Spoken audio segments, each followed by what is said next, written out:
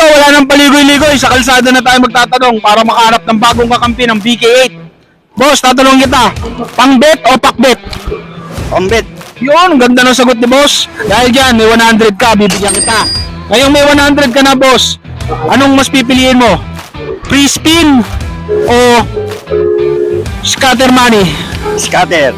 Galing ni boss, scatter, ayaw na free spin. Okay boss, dahil dyan, dumako na tayo sa ating championship round. Mananalo ka ng 1,000 pesos from BK8 tsaka ng mga BK merch pag nasagot mo ito ng tama. Pupunta na tayo ngayon sa ating final round, which is mananalo si boss ng 1,000 pesos from BK8 tsaka ng mga BK merch. Ito, napakadali nito dahil sikat na player to.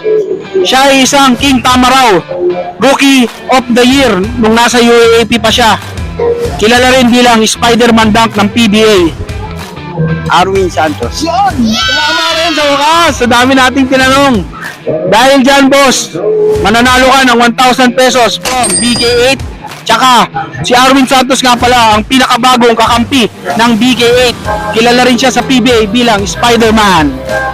Dahil dyan, boss, bago natin bigay ang iyong special prizes, tanggapin mo muna tong merch from BK8.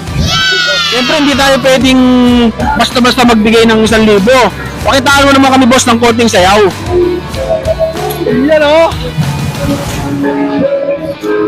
Yun. Ano nga? Okay, dahil dyan, boss, ito ang iyong premyo. Ano pa palang masasabi natin sa BK8 Sports? Thank you. Malaking tulong to.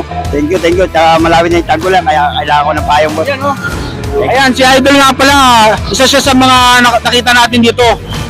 Tumutulong sa pag-ayos ng parking, kaya magagamit daw niya yung payong mula sa BK8. Maraming salamat, si Amtime nga pala. Maraming salamat din.